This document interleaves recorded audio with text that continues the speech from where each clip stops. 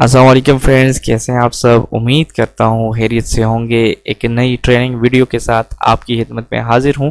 Friends, आज की जो हमारी वीडियो है वो है टीम ट्रेनिंग के बारे में। जो हमारी पोलियो टीम ट्रेनिंग्स होती हैं उनको हम कैसे बेहतर बना सकते हैं, किस तरीके से कराएं तो बेहतर होंगी, हमारे वर्कर्स उससे सीख पाएंगे, उसे फील्ड में अप्लाई कर पाएंगे। तो इस वीडियो में हम स्टार्ट से लेकर एंड तक सारे पॉइंट पे बात करेंगे, जिसमें स्पेशली स्टॉल मेथड जो है नया मुतारफ़ किया गया है कुछ कंपेनों से, उस पर बात करूँगा। दरअसल बात इस तरह है कि हमारी जो ट्रेनिंग्स होती हैं हम उसको इजी ले लेते हैं, कहते हैं कि चलें जी ये ट्रेनिंग्स तो ज़माने से चली आ रही हैं, ये चीज़ इसको भी आती है, इसको भी आती है, मुझे भी आती है, तो इतना हम उस पर फोकस नहीं करते, जो कि एक बहुत बड़ी गलतफहमी है हमारी। ठीक है जी। हमारे एक सीनियर कहते हैं कि जब भी किसी को आप ट्रेनिंग दें तो आप जहन में ये रखें कि उसे कुछ भी नहीं आता। जब आप जहन में ये रखेंगे तो आप उसको हर तरीके से कोशिश करेंगे कि समझाएंगे। मतलब एक बंदे को एक चीज़ नहीं आती तो मैं हर तरीके से एक्टिविटी करूँगा, एग्जांपल्स दूंगा, उसे उठाऊँगा, उससे सवाल पूछूंगा ताकि वो उस चीज़ को ईजीली सीख पाए। लेकिन उसके मुकाबले में एक बंदे को इसको सब कुछ आते तो मैं छोटी छोटी चीज़ों को इग्नोर करता जाऊंगा, ये तो इसको आती है, ये तो इसको आती है, तो उसका नुकसान ये होगा कि हम बहुत सी चीज़ें इग्नोर करते हैं, वो शायद उसको न भी आए।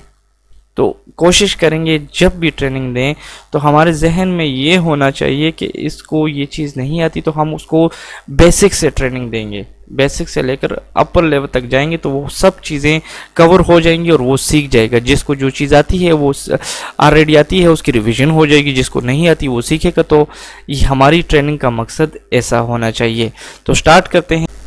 तो जब भी ट्रेनिंग हो उससे पहले चाहिए कि यूसी का जो स्टाफ है, specially UCMO, area incharge, support staff जिसमें कामनेर स्टाफ, टीटीएम, यूसी प्लस जो भी हैं, वो मिल बैठ के एक प्लान बनाएं कि हमने ये ट्रेनिंग देनी कैसी है, हमारा एजेंडा क्या होगा, किस बंदे ने कौन सा एजेंडा पॉइंट बयान करना है, किसने कौन सा स्टॉल पे खड़े होना है, किसने क्या क्या करना है। तो ये रिस्पॉन्सिबिलिटीज़ पहले से डिस्ट्रीब्यूट हों तो इसका फ़ायदा ये होता है कि जब आप ट्रेनिंग देते हैं तो हर किसी को अपनी ज़िम्मेदारी का पता होता है कि इसके बाद मेरा नंबर है वगैरह वगैरह सब कुछ।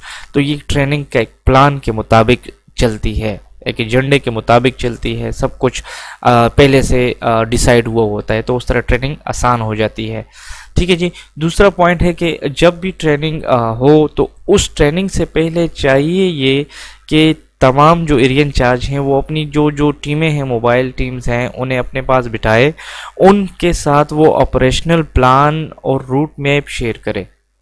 कहने का मतलब ये है कि पहले तो हमारी वॉक थ्रू एक्टिविटीज़ होती थी तो हम उनसे बाकायदा डेटा लेते थे कि हाँ जी फर्स्ट लास्ट हाउस का क्या हुआ, चेंज हुआ है कि नहीं हुआ, वगैरह वगैरह बहुत सी चीज़, रूट मैप में क्या चेंजेस हुई हैं।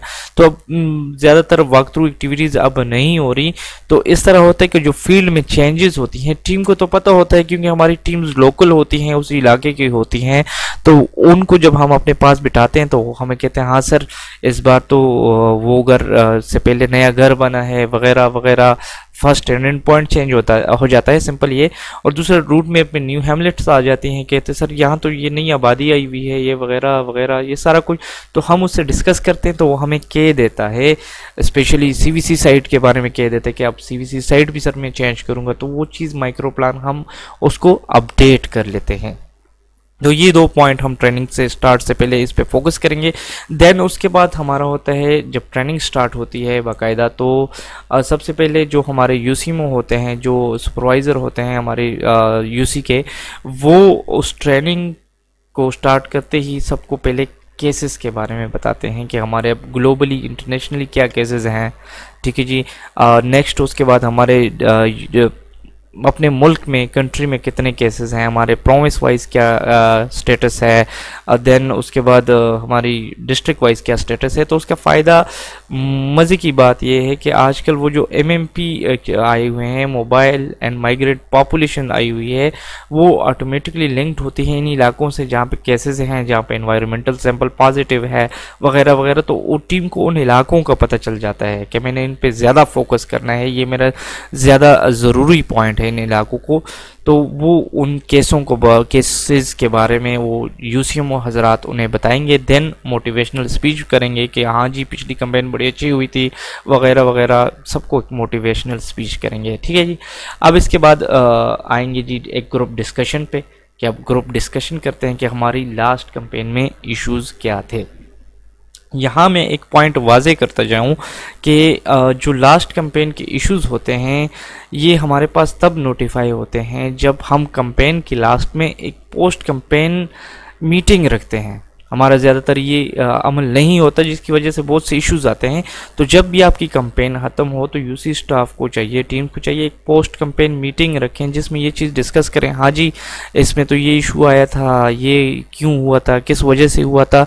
तो उसके एक प्लस पॉइंट है, एक तो आइंदा में हम इजीली उन इश्यूज़ पे काम कर सकेंगे। दूसरा इसके बारे में यह है कि जब हम मीटिंग करेंगे तो उसको हम मीटिंग मिनट्स में लाएंगे, उसे हम हार्ड फॉर्म में लाएंगे, उसे हम डॉक्यूमेंट्स फॉर्म में लाएंगे। तो नेक्स्ट माइक्रो प्लान बनाने के लिए, इम्प्रूवमेंट के लिए भी ये एक अच्छा पॉइंट है कि जब भी आप नया माइक्रो प्लान बनाएं उसके साथ आप वो लास्ट जो इश्यूज़ हैं उसका पेज रखें। जी हाँ ये इश्यूज़ थे, इसको मैं कैसे हल करूँगा। ठीक है जी। तो उसके बारे में भी उसे बड़ी आसानी पैदा होती है। देन उसके बाद लास्ट कैंपेन के जो इश्यूज़ होते हैं, स्पेशली यूपेक मीटिंग होती है, हम उसमें डिस्कस करें। हमारी एरिया इंचार्ज ट्रेनिंग्स होती हैं, यूसीएमओस ट्रेनिंग्स होती हैं, उसमें डिस्कस करें। दूसरा मज़े की चीज़, यहाँ आपको एक चीज़ मैं बताता चाहूँ, जब भी देखें हमारी जो इश्यूज़ हैं, मिसाल के तौर पे पिछली कैंपेन में हमारे पास एक पोरली कवर्ड एरिया आया था, एक नो टीम वाला घर आया था, एमएमबी पॉपुलेशन नहीं आई थी तो वो हम मिस कर गए थे वगैरह वगैरह, बहुत सी चीज़ें होती हैं।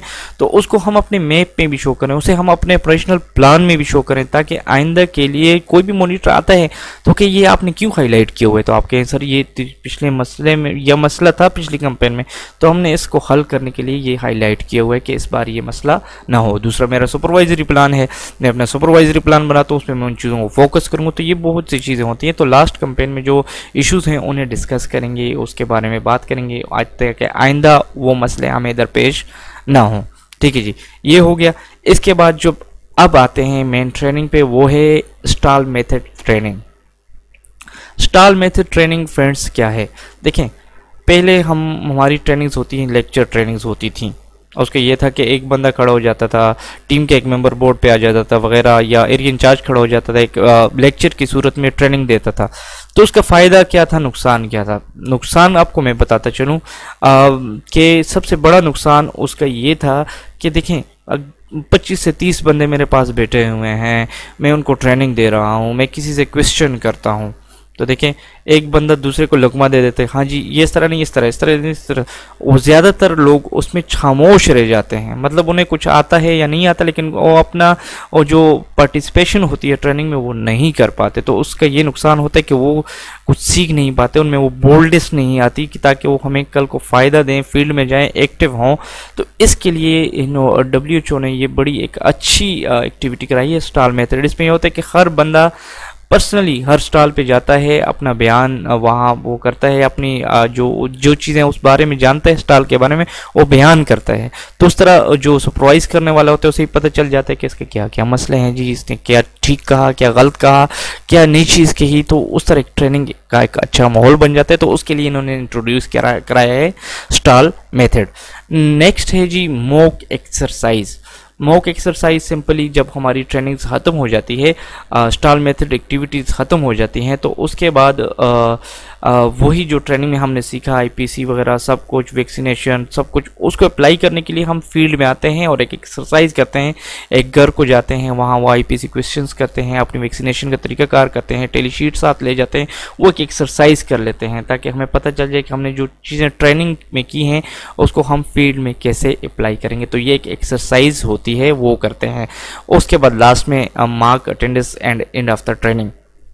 मार्क अटेंडेंस के बारे में अगर मैं आपको बात बताऊं, आजकल देखें तमाम दोस्तों को, एरिया इंचार्ज, UCMOs को, टीम्स को मैं कहना चाहूँगा कि जब भी आप जो भी एक्टिविटी करें उसको अपने डॉक्यूमेंट्स फॉर्म में लाजमी लाएं।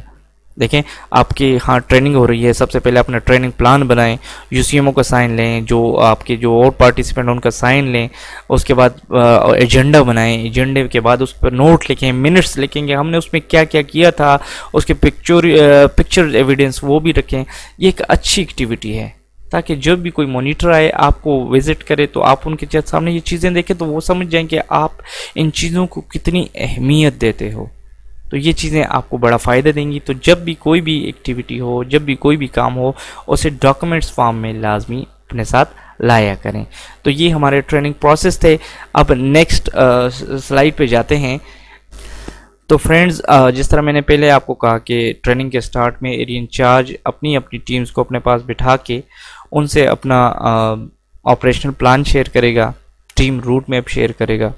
उसका फ़ायदा जिस तरह मैंने आपको बता दिया कि हमारी जो भी चेंजेस होती हैं, specially first last house Hamlet में चेंजेस, न्यू हैमलेट्स हो गई, एमएमपी पॉपुलेशन आ जाती है, सीवीसी साइट चेंज हो जाती है, टारगेट्स के बारे में जो चेंजेस होती हैं वो एक दूसरे से वो शेयर करते हैं। तो जो भी नई अपडेशन होती है टीम को पता होता है, वो उनको बता देती है। तो एरिया इंचार्ज उस मुताबिक अपना ऑपरेशनल प्लान होता है, रूट मैप होता है, जेरिया मैप होता है, सब अपडेट कर देता है। हैमलेट लिस्ट होती हैं तो वो अपडेट कर देता है। तो ये सबसे पहले ये एक्टिविटी आपने करानी है। उसके बाद जो पिछली कैंपेन के मिस्ड और पीएमसी चिल्ड्रन हैं, पीएमसी चिल्ड्रन के बारे में मैं यहाँ यहीं आपको क्लियर कर देता हूँ कि ऐसे बच्चे जो एनएबी हो रिफ्यूज़ल, मतलब एनएबी हो सकते हैं या रिफ्यूज़ल भी हो सकते हैं, दोनों मिस चिल्ड्रन जो किसी भी वजह से वैक्सीन पिलाए जाने से रह जाते हैं। तो पीएमसीज ऐसे होते हैं जो 2 या 2 कैंपेन से ज़्यादा में ऐसे बच्चे हों जो किसी भी वजह से वैक्सीन पिलाने से रह गए हों, तो वो पीएमसीज कहलाते हैं।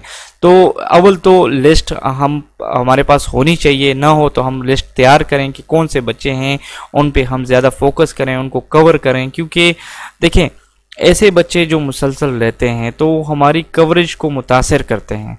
हमारा जो इंडिकेटर्स होते हैं हम उनको अचीव नहीं कर पाते। जिस तरह हमारी कवरेज होती हैं, हमें 95% एडमिन वगैरह जो कवरेज हमें चाहिए होती हैं वो तब कवर होंगी जब हम इन बच्चों को कवर करेंगे। ठीक है जी, तो उनकी लिस्टें बनाएं, उनके लिए प्लान बनाएं कि इनको कैसे कवर करेंगे वगैरह वगैरह। और लास्ट में सीवीसी साइट के बारे में बताया गया है, तो वो आपसे मैं ऑलरेडी शेयर कर चुका हूँ कि जो सीवीसी साइट होती है कम्युनिटी वैक्सीनेशन सेंटर होता है, जिसमें हमारी टीम घंटे डेढ़ के लिए काम ख़त्म करके बैठ जाती है, अपना कोर्ट का इंतज़ार करती है या जो भी हो रीज़न रेस्ट करती है। तो उसके लिए वो जो सीवीसी साइट होती है उसकी आइडेंटिफिकेशन के लिए टीम से डिस्कशन करें कि हाँ जी आप इस बार कहाँ सीवीसी साइट आपकी कौन सी होगी, वो बताते हैं। तो उसके मुताबिक अपना माइक्रो प्लान अपडेट करें। तो ये चीज़ें एरिया इंचार्ज अपनी टीम से सबसे पहले डिस्कस करेगा। नेक्स्ट स्लाइड पे आते हैं जी। इसके बाद यूसीएमओ साहब सबको एक मोटिवेशनल स्पीच देंगे पोलियो कैंपेन के हवाले से, और जो करंट केसेस हैं, जो पोलियो के केसेस हैं उनके बारे में बताएगा। अब तो टीम को ये जानना बहुत ही ज़रूरी हो गया है कि कौन से केसेस हैं, किस किस डिस्ट्रिक्ट में केसेस हैं, किस जगह एनवायरमेंटल सैंपल पॉजिटिव हैं। क्योंकि हमारी जो एमएमपी की जो माइग्रेंट एंड मोबाइल पॉपुलेशन है उसकी पहचान भी अब इस तरह कर दी गई है कि वो उस इलाके से जहाँ से केस हों वो लोग आएँ तो वो भी उसमें काउंट होंगे। जो बाउंड्री वाले एरियाज़ हैं वो भी उस पर काउंट होंगे। तो उसके लिए ये सब जानना बहुत ज़रूरी है। इसके बाद मोटिवेशनल स्पीच पोलियो के बारे में बताया कि देखें जी ये एक जानलेवा मर्ज़ है। जानलेवा मतलब ये कि एक तो बच्चे को पूरी ज़िंदगी ये माजूर बना देता है, बाज़ औक़ात इसमें मौत भी हो जाती है। तो हम हमसे जो हो सकता है हम वो काम करेंगे, हम वो मेहनत करेंगे। हमारी जो कमज़ोरियों की वजह से ये मसाइल आते हैं हम उन कमज़ोरियों पे फोकस करेंगे कि हम इनको आइंदा इससे बच सकें और इस कैंपेन को अच्छी से अच्छा कर सकें, इस एक्टिविटी को अच्छे तरीके से मुकम्मल कर सकें, तो ताकि हम इन पोलियो केसेस से बच सकें। यहाँ एक बड़ी प्यारी बात लिखी है कि saving one life is saving whole humanity. ये एक हदीस पाक भी है कि देखें जब आप एक बंदे की जान बचाते हो इसका मतलब ये है कि आपने पूरी इंसानियत को बचाया। तो ये एक अच्छा काम है। उस बारे में मोटिवेशनल स्पीच यूसीएमओ साहब सबको देंगे। देन जो प्रीवियस कैंपेन के इश्यूज हमें आए थे उन पे बात करेंगे, ग्रुप डिस्कशन करेंगे कि आइंदा हम कैसे कोशिश करेंगे कि उनसे हम बच सके। तो इस बारे में बात करेंगे। इसके बाद हम जाएंगे जी नेक्स्ट स्लाइड पे। अच्छा जी, अब बात करते हैं स्टॉल मेथड क्या है। देखें जी, सबसे पहले आपको याद हो तो हमारी ट्रेनिंग्स होती थी लेक्चर पे, मतलब एक बंदा बोर्ड पे खड़ा होकर ट्रेनिंग्स देता था, तो उसमें ज़्यादातर ये इश्यूज आते थे कि जिसको जो आता था वो जल्दी लुकमा दे देता था कि हाँ जी इसका जवाब ये है, हाँ जी इसको। उसमें मोस्ट अभी भी ये सीन अक्सर देखा जाता है कि एक या दो तीन बंदे ट्रेनिंग में बैठे होते हैं, 25-30 में से सिर्फ वही जवाब देते होते हैं, वही जवाब देते हैं, वही जवाब देते हैं हर चीज़ का। तो सबको मौका नहीं मिलता, हमें नहीं पता किसकी क्या कमज़ोरी है, किसको क्या आता है, किसको क्या नहीं आता। तो उसके लिए एक अच्छा तरीका मुतारफ़ किया है कि स्टॉल मेथड। इसमें यह होता है कि जिस तरह हर एक स्क्रीन पे आपको नज़र भी आ रहा होगा कि हर एक चीज़ के स्टॉल लगे हुए हैं, कपड़ों का स्टॉल है, फ्रूट का स्टॉल है, हर चीज़ का अलग-अलग स्टॉल। तो इसी तरह हम अपनी ज़रूरत के मुताबिक जो बेसिक्स हैं हमारी ट्रेनिंग्स की, उस पे हम स्टॉल बनाएं। उस पर आगे बात करेंगे कि कौन कौन से स्टॉल होंगे। तो स्टॉल बना के उस पर हर एक टीम, हर एक बंदा इंडिविजुअली आके हमें हर चीज़ बयान करे कि ये है, ये है वगैरह वगैरह। तो हम पहले उसे सुने, हम उसे लेक्चर ना दें, हम इसे नोट करें, उस एक्टिविटी को नोट करें कि इससे क्या कमी हुई है, क्या गलती हुई है। हम जब वो कंप्लीट कर ले तो उसको हम बताएं, हाँ जी तुमसे ये इस तरह नहीं है, ये इस तरह है। तो ये स्टॉल मेथड बड़ा अच्छा तरीका है कि हम हर बंदे को इंडिविजुअली जज कर सकें कि इसे क्या आता है, क्या नहीं आता, इसमें क्या कमी पेशी है। तो इसके लिए ये स्टॉल मेथड बनाए गए हैं। दूसरा, इसमें एक चीज़ ऐड करना चाहूँ, पहले भी मेरी तो ये एक्टिविटीज़ थी, आपको भी बता दूँ, एक प्लस पॉइंट है। जब स्टॉल मेथड नहीं थे तो हम इस तरह करते थे कि हम वो जो मॉनिटरिंग चेकलिस्ट है हमारी, देखें अभी भी मेरी इंचार्ज यूसीएमओ हजरात से रिक्वेस्ट करता हूँ कि जो हमारी चेकलिस्ट होती हैं काइंडली वो सिर्फ उसको चेकलिस्ट तक महदूद न रखें। मतलब वो क्वेश्चन होते हैं कि आप गए जी टीम के पास, उसका वीवीएम ठीक था कि नहीं था, वैक्सीन ठंडी थी कि नहीं थी, और उसको कोल्ड चेन का पता था कि नहीं था, उसको बच्चे सही रिकॉर्ड कर रहा है कि नहीं रिकॉर्ड कर रहा है। ये क्वेश्चन तक ना रखें, जाके उनसे फील्ड में, देखिए फील्ड में भी यही प्लस पॉइंट होता है कि वो टीम अकेले होती है, उसके साथ थर्ड कोई बंदा नहीं होता जो उसको लुकमा दे सके, जो उसकी मदद कर सके। तो हमें पता चल जाता है कि हमारी टीम की काबिलियत कितनी है। तो उस चेकलिस्ट को यही रिक्वेस्ट है कि चेकलिस्ट को चेकलिस्ट तक ना रखें, जो चीज़ वो मांगता है उसी वक्त चेकलिस्ट खोल के 1 बाय 1 चीज़ वो चेक भी करें, उनसे पूछे भी, और ऑन जॉब उनकी ट्रेनिंग भी कराएं। उधर अगर उनको वो चीज़ नहीं आती तो उन्हें बताएं, हाँ जी ये इस तरह नहीं है, इस तरह है, मैं आइंदा के फिर आपसे ये चीज़ पूछूंगा। तो इस तरह एक तो टीम में बोल्डनेस पैदा हो जाती है। दूसरा, थर्ड पार्टी मोनीटर्स आते हैं, बाहर से कोई मोनीटर आता है तो हमारी टीम घबरा जाती है उसे देख के। क्यों घबरा जाती है? कि हमने उन पे ये वाली प्रैक्टिस नहीं की होती, लेकिन जब हम उस पर ये प्रैक्टिस करेंगे तो वो जो है बोल्ड हो जाएगा, उसे ये चीज़ें आएंगी, तो मोनीटर आएगा। तो मोनीटर भी कोई ज़ाती पर्सनल कोई क्वेश्चन तो नहीं लेके आता, वही क्वेश्चंस होते हैं उसके, वही जो एसओपीज़ के मुताबिक जो चेकलिस्ट होते हैं वही उससे वो भी पूछता है। तो ये एक अच्छी प्रैक्टिस है, ये किया करें प्लीज़। अच्छा, वापस आते हैं स्टॉल मेथड पे। तो अब नेक्स्ट स्टॉल कौन से होंगे, कितने होंगे, किस किस तरह हम उनको स्टॉल को हम चलाएंगे, मतलब किस तरह स्टॉल एक्टिविटीज़ कराएंगे, तो उस पर हम बात करेंगे नेक्स्ट स्लाइड पे। अच्छा जी, स्टॉल में सबसे पहले हमारे पास यहाँ में सिर्फ 1 बाय 1 आपको बताता हूँ, मज़ीद तफसील से नेक्स्ट स्लाइड पे मैं आपको बताऊँगा। सबसे पहले स्टॉल होगा लॉजिस्टिक का, दूसरा होगा आईपीसी का होगा जी, थर्ड वन होगा प्रोसेस ऑफ वैक्सीन, जो कोल्ड चेन के बारे में और वैक्सीन पिलाने के तरीके के बारे में, फिर फिंगर मार्किंग, डोर मार्किंग, टेलीशीट में डेटा के साथ रिकॉर्ड करेंगे, FP0 डोज रिकॉर्डिंग और स्टॉल मेथड ऑन DDM, इस पे हम बात करेंगे। साथ में लास्ट पॉइंट इन्होंने लिखा है कि आपके पास ऐसा कोई अपना एडिशनल कोई स्टॉल हो जो आपको पता हो कि मेरी यूसी में इसकी ज़रूरत है, इस चीज़ की कमी है, मेरी टीमें इसमें कमज़ोर हैं, तो आप उस मुताबिक एक अलहदा से स्टॉल भी साथ में ऐड कर सकते हैं। तो ये थे हमारे जी स्टॉल जो की डिटेल। अब हम मज़ीद नेक्स्ट जाके इन स्टॉल पे तफसील से बात करेंगे। स्टॉल हम प्लेस किस तरह, स्टॉल हम किस तरह बनाएंगे, ये उसके बारे में बताया गया है। तो जिस तरह मैंने पहले आपको बताया कि सबसे पहले हमें यूसी लेवल पे एक मीटिंग करनी पड़ेगी, हर एक बंदे को रिस्पॉन्सिबिलिटीज़ देनी पड़ेंगी कि हाँ जी आपकी ये स्टॉल आपका है, आप इसको अरेंज करो, सामान वगैरह रखो वगैरह वगैरह वगैरह, ठीक है। तो ये सबसे पहले काम आपने करना है।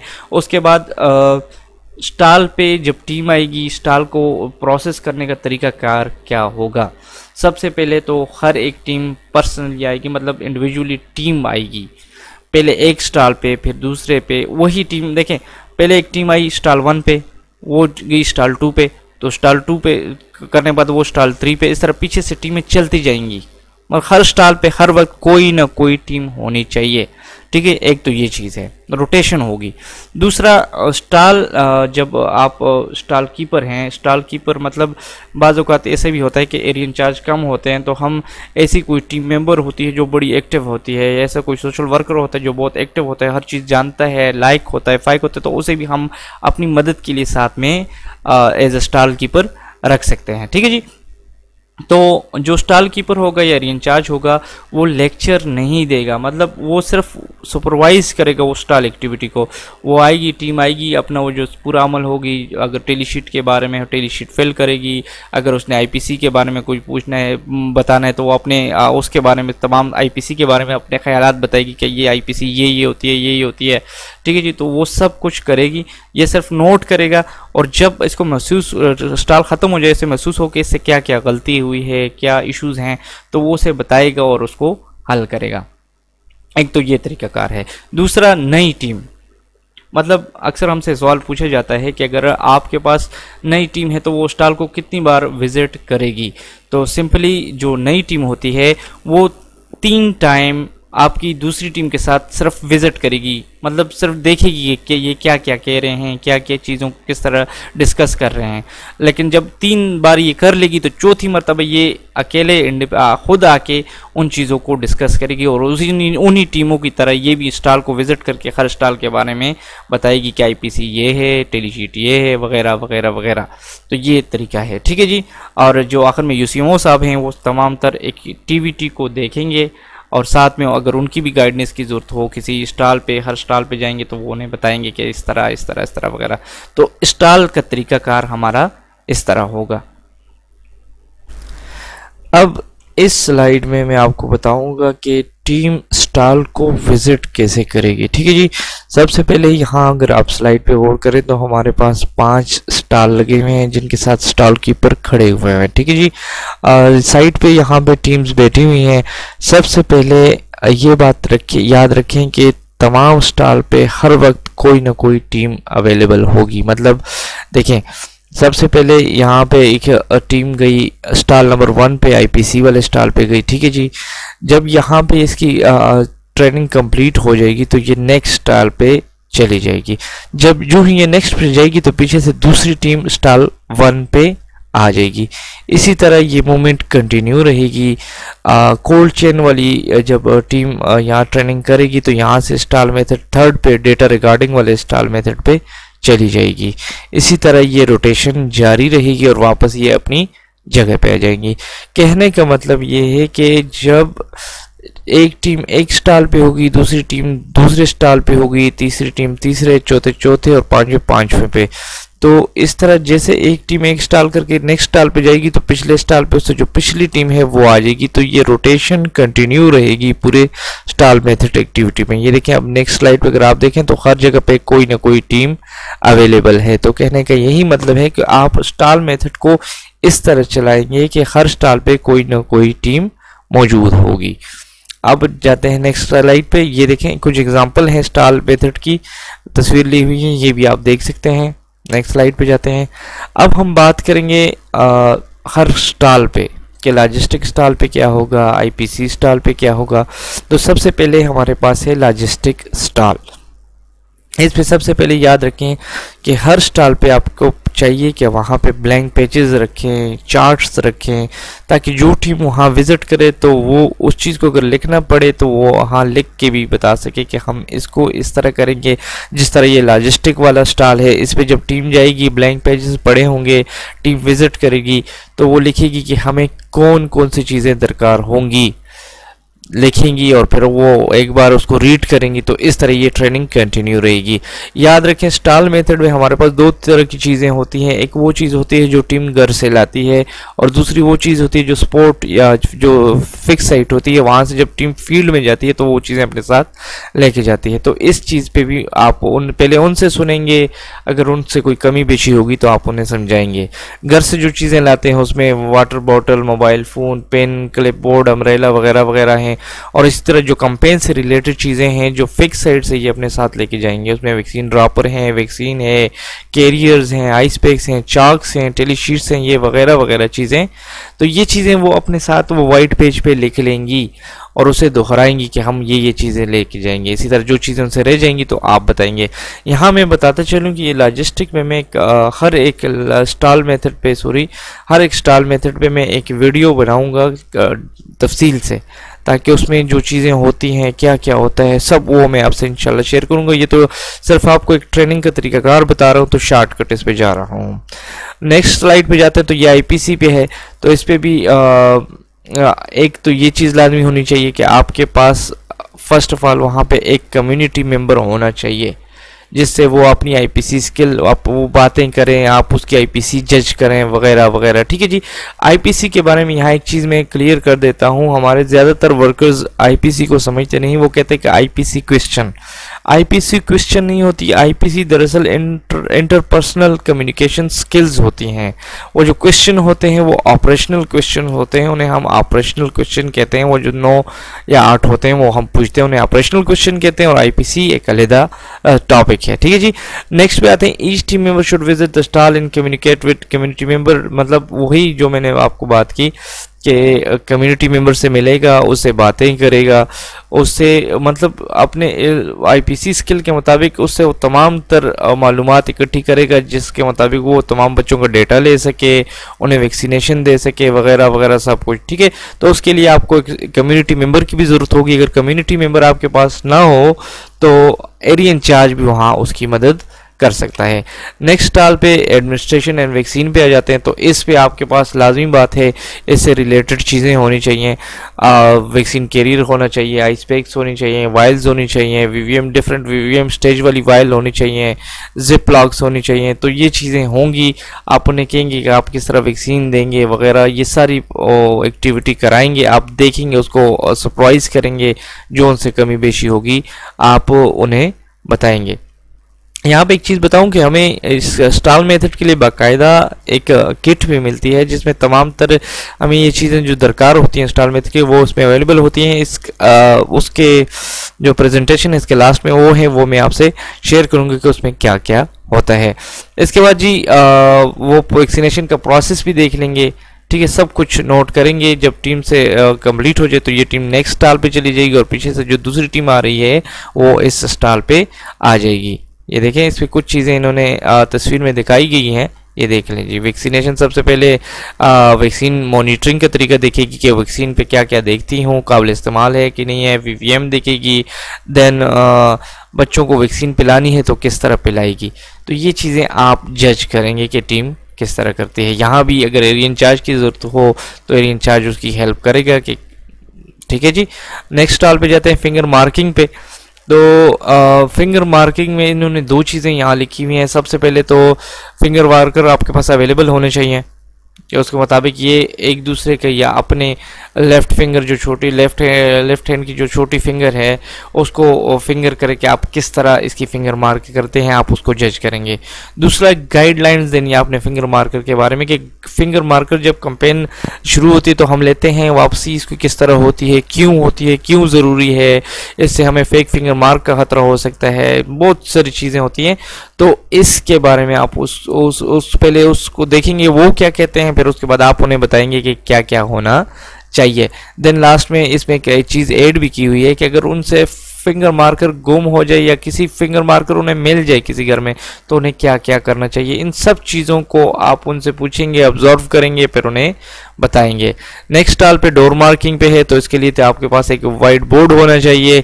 एरिया इंचार्ज वहाँ खड़ा होकर उसे बताएगा कि सिनेरियो देगा कि मेरे पास एक घर है वो लाख है, मेरे पास एक घर है उसमें 0 बच्चे हैं, मेरे पास एक घर है उसमें 3 गेस्ट है, मेरे पास एक एनए वाला घर है वगैरह। ये सिनेरियो जब उसे बताएगा तो उसे कहेगा कि इस तरह की अब चेकिंग करके दिखाओ, तो वो चेकिंग करेगा। तो अगर उसको महसूस हो कि कुछ कमी बेशी है तो वो उसकी मदद करेगा।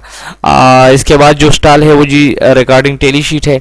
तो रिकॉर्डिंग टेली शीट के बारे में एक चीज़ मैं क्लियर करता चलूँ, इस तरह है कि अक्सर हमारी टीम्स रिकॉर्डिंग टेली शीट पे हर टीम के साथ वो जो स्टाल कीपर होता है बड़ा टाइम लेता है, तो वो काफ़ी टाइम ज़ाया हो जाता है, तो उससे काफ़ी मसला। तो इसका तरीका ये है कि आप इसी तरह एक सिनेरियो दें कि एक घर है, उसमें 2 बच्चे हैं, एक को पिला दिया, एक ने है, रिफ्यूज़ल है वगैरह वगैरह, ये सिनेरियो दे के उसकी रिकॉर्डिंग मिस चिल्ड्रन वगैरह सब चेक करें किस तरह रिकॉर्ड करता है वगैरह वगैरह। टेली शीट भी हो सके तो आपके पास तो ऑलरेडी पेनाफ्लेक्स भी होता है, लेकिन फिर भी साथ रख सकते हैं, अच्छी बात है। और जब ये ट्रेनिंग आपकी कंप्लीट हो जाए तो आपने जो जो पॉइंट नोट किए तो सब पार्टिसिपेंट को एक जगह बिठा के आप उन्हें ये चीज़ें टेली शीट में खुद फिल करके देंगे, हम टेली शीट में ये गलतियां करते हैं, आइंदा इससे हम बचेंगे। तो ये रिकॉर्डिंग टेली शीट के बारे में है। आखिर में DDM के बारे में, DDM स्टाइल भी बहुत ज़रूरी है ताकि हमारी हर टीम वर्कर को, हमारे हर टीम मेंबर को पता हो कि DDM क्या होता है, हमारी पेमेंट कैसे आती है, ठीक है जी, इसकी को फिल कैसे करते हैं, इसमें साइन कहाँ करते हैं, हमारे टीम कोड क्या है, हमारी एरिया कोड क्या है, हमने कितनी वैक्सीन ली थी, कितनी रिट्रीव की है, सब चीज़ें DDM में आती हैं, उन्हें पता होना चाहिए। दूसरा, उन्हें अपनी पेमेंट रिसीव करने का भी पता चल जाए कि हमने पेमेंट रिसीव कैसे करनी है, हमने कैश लेनी है, हमारे अकाउंट में आएगी वगैरह वगैरह, बहुत सारी चीज़ें होती हैं। तो स्टाल मेथड में DDM भी एक अच्छा खासा अपना मकाम रखता है, तो इसको भी हम लाजमी ऐड करेंगे। एक चीज़ यहाँ आपकी आसानी के लिए बताऊँ कि इस तरह होता है कि ज़्यादातर हमसे गलती हो जाती है DDM फिल करने में। मतलब इंसान है, एरिया इंचार्ज कार्ड फिल करते, उसके पास बहुत से वर्कर्स होते हैं, एक आध की सीने से गलत हो जाता है वगैरह वगैरह। तो मैं बताता चलूँ कि इस तरह किया करें, एक सजेशन है कि आप जब कार्ड फिल कर लें तो साइन वैसे भी टीम से कराते हैं, तो टीम से साइन कराते वक्त उनको कह दिया करें कि काइंडली अपना नंबर, फ़ोन नंबर, शनाख्ती कार्ड नंबर चेक कर लें, किसी किस्म की गलती है तो टाइम पे बता दें ताकि ये ठीक हो जाए। तो उसके बाद उनसे साइन ले लिए करें। आप सब नहीं चेक कर सकते, लेकिन हर मेंबर अपना बआसानी चेक कर सकता है। तो ये एक सजेशन था, बाकी जिस तरह आप करते हैं आसान हो उस तरह करें। तो ये स्टाइल ऑफ DDM था। इस तरह आखिर में यही बात कि अगर कोई स्टाइल ऐसा हो जिसको आपको लगे कि मुझे ज़रूरत है UC लेवल पे, जिस तरह आजकल फेक फिंगर मार्क पे बन रहे हैं, वो भी एक अच्छा स्टाइल है, ज़रूरी स्टाइल है, वो बना लिए करें। या आपको महसूस हो कि मैंने किसी और चीज़ पे बनाना है स्टाइल मेथड, तो आप बना लिए करें, उसको भी ऐड कर लिए करें। तो ये एक अच्छी प्रैक्टिस है। नेक्स्ट स्लाइड पे जाते हैं। आखिर में आती है मॉक एक्सरसाइज। मॉक एक्सरसाइज ये होता है कि हमारी जो हाँ ट्रेनिंग होती है, ठीक है जी, फर्स्ट ऑफ ऑल वहाँ हम ट्रेनिंग दे देते हैं, ठीक है जी, सारा जो कुछ सीखना होता है, स्टाइल मेथड, ब्रीफिंग जो होती है, सब कुछ करके आखिर में हम अपने ट्रेनिंग की जो जगह होती है उसके करीब कुछ घर मुख्तस कर लेते हैं, ठीक है जी। तो वहाँ हम अपना तमाम तर जो फील्ड का सामान होता है, carrier, dropper, ice pack, tally sheet, ये चीज़ें लेके वहाँ विद एरिया इंचार्ज टीम और एरिया इंचार्ज चली जाती है और वहाँ अपनी IPC स्किल के थ्रू वो सारा डेटा कलेक्ट करती है, वो सवाल पूछती है, फिर उससे मतलब एरिया इंचार्ज पूछता है कि आप बच्चों को वैक्सीन कैसे देंगी, आप फिंगर मार्कर कैसे करेंगे, टेली शीट कैसे फिल करेंगे, मार्क डोर, सब एक्टिविटीज़ करा के वो उस चीज़ को जज भी करता है। अगर वहाँ गलती होती नहीं, क्योंकि ट्रेनिंग अगर अच्छी हो तो इंशाल्लाह टीम वहाँ गलती नहीं करेगी, अगर फिर भी गलती हो जाती है तो वो उसको ठीक करता है। ये एक एक्सरसाइज होती है, ये भी अब मस्ट है, ये भी करनी चाहिए, तो वहाँ उसकी दुरुस्तगी करा लेता है। तो ये भी अपने ट्रेनिंग का लाजमी हिस्सा बनाएं कि उसके बाद एक मॉक एक्सरसाइज एक्टिविटी लाजमी करा लिया करें। ये देखें तस्वीरों में आप देख सकते हैं, मतलब वो वैक्सीन पिलाएगी तो आप देखेंगे वैक्सीन पिलाने का तरीका ठीक है, वो VVM चेक करती है नहीं करती, वो चेकिंग कैसे कर रही है, शीट कैसे फिल कर रही है, ये सब चीज़ें एरिया इंचार्ज है UC ये उसको नोट करेगी। याद रखें कि अगर न्यू टीम है तो उसको इन मॉक एक्सरसाइज में लाजमी इन्वॉल्व करें, क्योंकि ये उनकी फर्स्ट एक्सरसाइज होती है। यहाँ वो अच्छी तरीके से उसको प्रैक्टिकली देख भी लेते हैं, कर भी लेते हैं, ठीक है जी। ये थी हमारी ट्रेनिंग की बारे में। अब आते हैं ट्रेनिंग किट। ट्रेनिंग किट आपको बताता चलूँ कि ट्रेनिंग किट हमें बाकायदा डिस्ट्रिक्ट की जानिब से हर UC को दी जाती है कि इसको हम यूटिलाइज़ करें अपनी ट्रेनिंग्स में। इसमें पेनाफ्लेक्स होते हैं, टेली शीट्स के होते हैं। पहले सिर्फ tally sheets front back side था, अब केचअप वाली टेली शीट भी इसमें आ गई है। इस तरह वीवीएम के बारे में होते हैं, वैक्सीनेशन प्रोसेस के बारे में, finger marker, door marking, white board, ये सब चीज़ें आपको नज़र आ रही होंगी। ये सब चीज़ें उसमें होती हैं ताकि हम उसको यूटिलाइज करके अपनी ट्रेनिंग को और आसान कर सकें।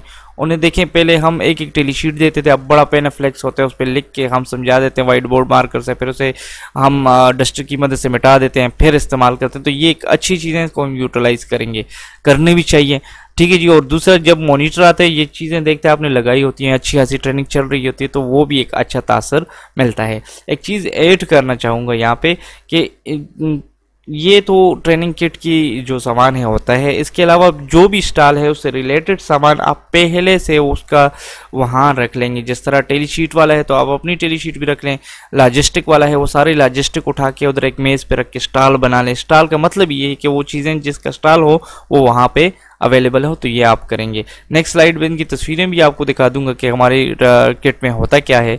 ये देखें, ये चीज़ें किट्स वाली हैं कि को क्या क्या सामान उसमें होता है। ये एक पेनाफ्लेक्स कम्युनिकेशन बेस्ड पे है, तो ये चीज़ें हमारी उसमें होती हैं, ठीक है जी। लास्ट में आती है मॉनिटरिंग।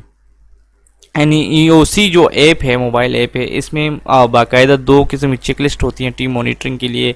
अगर UCMO की ट्रेनिंग है इंचार्ज की, तो उसके लिए उसमें टीम मॉनिटरिंग चेकलिस्ट होती हैं, वो फिल की जाती है। वो डिस्ट्रिक्ट लेवल मॉनिटर्स जो होते हैं वो फिल करते हैं। और टीम ट्रेनिंग में UCMO को चाहिए कि ये टीम मॉनिटरिंग वो भी फिल करे, साथ में अगर कोई बाहर से मॉनिटर आते तो वो भी फिल करता है। ये तो मोबाइल एप्लीकेशन जो चेकलिस्ट के बारे में है वो भी है। इसके अलावा आप वही चेकलिस्ट आप अपनी अगर सॉफ्ट में बना के, खास सॉफ्ट में प्रिंट कर लें हार्ड फॉर्म में, तो उधर रख के उसको भी डॉक्यूमेंटेशन में ले आएँ और अपने माइक्रो प्लान के साथ अटैच कर दें, ठीक है जी।